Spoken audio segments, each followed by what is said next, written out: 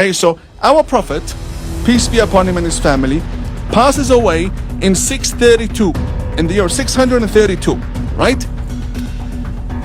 On his deathbed, he orders a young man by the name of Osama, the son of Zayd.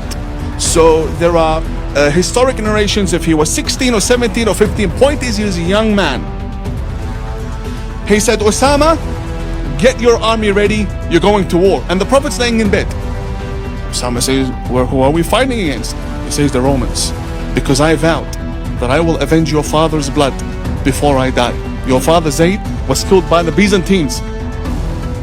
So what does that mean? It means until the Prophet's last day, he was at war with the Byzantines who were governing Jerusalem. The Prophet never went to Jerusalem.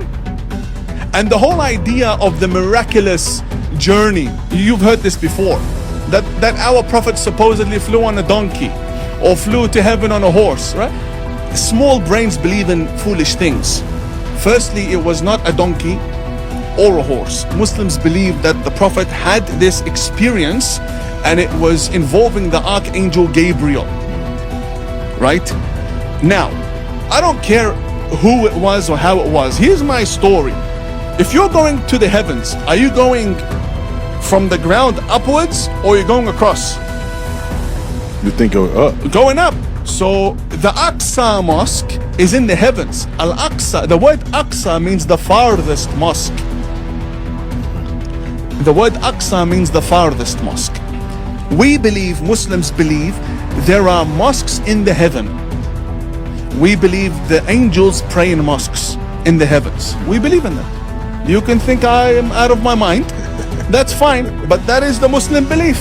No problem. Believe all you like. We believe on top of the Kaaba, the black cube in Mecca, above it in the heavens directly, there's another mosque called Al-Bayt al-Ma'mur, right?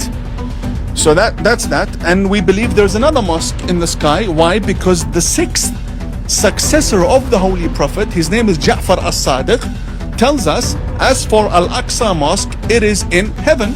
Okay, that's why it's called the farthest mosque. Okay, so what about the one in Jerusalem? Well, that was built in 705 by Abdul Malik bin Marwan, the fifth caliph of the Umayyads. He built it 73 years after the Prophet had passed away. So how can the book that Revelation had ended with the Prophet's passing refer to a mosque and a miraculous journey 73 years later? It doesn't happen. It doesn't make sense. Right. It doesn't make sense.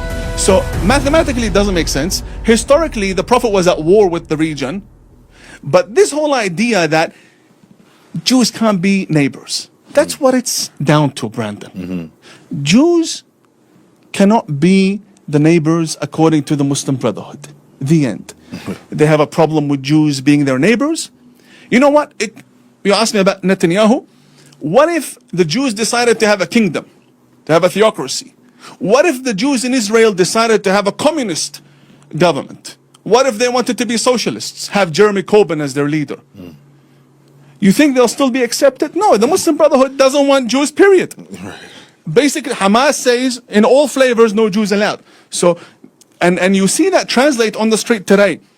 There's a problem in the Middle East, they'll attack a Jewish restaurant. What's your problem with the Jewish guy's stomach? He wants to eat kosher. Why would you attack his restaurant?